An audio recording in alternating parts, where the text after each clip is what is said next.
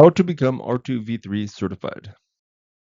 Steps to becoming certified. In this video, we will look at what it means to confirm eligibility.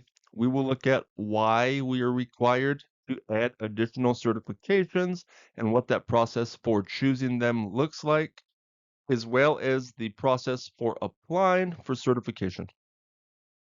Confirming eligibility. In order to become R2v3 certified, there are certain criteria that must be met in order to be eligible. First, we have confirmation that we are processing or managing either used electronic equipment or used solar panels or photovoltaic PV modules. Next, we have confirmation that the candidate facility or the facility that we are trying to get R2 certified is actually zoned for either industrial or commercial activities. And third, we have confirmation that we have not been identified or listed by Siri as a company who has engaged in deceptive marketing, illegal acts, or other fraudulent activities. So the top 3 bullet points are the technical things we'll need to verify for eligibility, but I'm going to add one here, particularly for my smaller companies out there or startups. Economic viability. Please be resourceful, guys, before choosing to take this path in understanding the investment that comes with certification as related to your current capabilities. Choosing your additionally required management system certifications. This is something we briefly mentioned in the previous video, but we'll now look at a lot closer in understanding what this means. So in order to become R2v3 certified, we have to additionally become certified to an environmental management system, a health and safety management system, and if performing testing, repairing, or brokering, we'll also need to be certified to a quality management system. Now, this isn't meant to make our lives more painful or to complicate the certification process, but really to strengthen the diligence that goes into R2v3's management of equipment. Currently, there are 2 potential routes we can take. First, we have ISO, or the International Organization for Standardization. ISO is an international standards development organization that has been around for over half a century and has developed thousands of international standards to include the 3 below. First, we have ISO 14001, which is an environmental management system. We have ISO 45001, which is a health and safety management system. And we have ISO 9001, a quality management system. So let's say this was the path we were going to take, and maybe we are a company that tests electronic equipment. This would mean we would need to apply to become certified to R2v3, ISO 14001, ISO 45001, and ISO 9001. Upon successful completion, would be issued 4 separate certificates. Alternatively, we could go the RIOS route, which is another standards development organization who has created one standard in service to the recycling industry, similarly to Siri, that encompasses all 3 management systems or areas of management into one system: environmental, health and safety, and quality. If this were the path we were to take, this would mean we would only need to apply to become R2v3 and RIOS certified. Upon successful completion, would be issued 2 separate certificates. So quickly, a couple pros and cons with each path.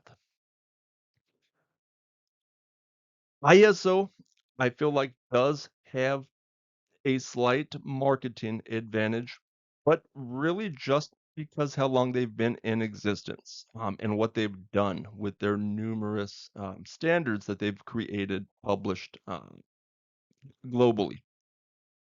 From a cost standpoint, I think Rios has the edge, as it's been my experience that because you are only certifying to 2 standards rather than 4 or potentially 3 if you took the ISO route, um, there would be less auditing time involved, which would bring down the total cost.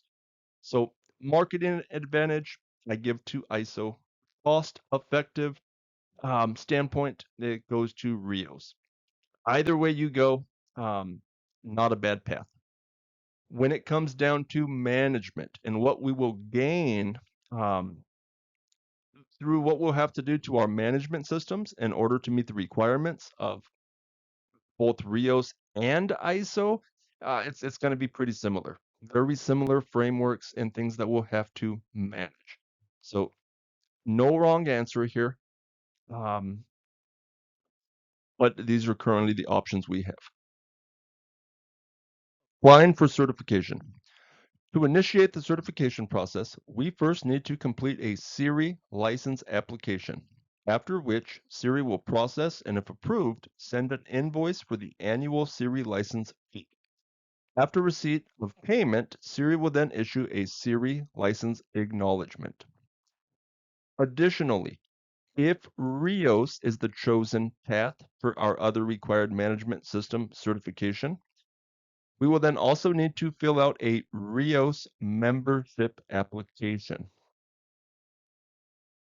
Now we need to choose an accredited third-party certification body, also referred to as a CB or registrar, same difference, which here domestically typically means that the CB will be accredited by ANAB, which stands for the ANSI National Accreditation Board. The certification body will be the organization tasked with the management of our third-party audits and administration of our certificates. Certifications are managed on a 3-year cycle, meaning the first year we will go through our certification audit and then go through a surveillance audit the second and the third year. Surveillance audits are conducted just to ensure continued conformance. After we complete the application process with our chosen CB, our certification audit will get scheduled. We likely will be asked when or how soon we would like to schedule our audit. With this, just keep in mind that at the time of audit, we'll be required to have a minimum of 3 months worth of implementation records. Couple quick tips when selecting a CB. Yes, of course, look at cost, but also consider aspects like size of the certification body, which could affect things like responsiveness, maybe auditor availability, and flexibility with scheduling, as well as accreditation. If they are not ANAB accredited, do your research to ensure legitimacy of the accrediting organization. I hope you found this video helpful, guys. As always, if there are any questions or comments with the content covered or any general R2v3 questions, you can reach me at gabriel360compliant.com. Please check out our next video, overview of the R2v3 standard. Thank you guys very much for watching.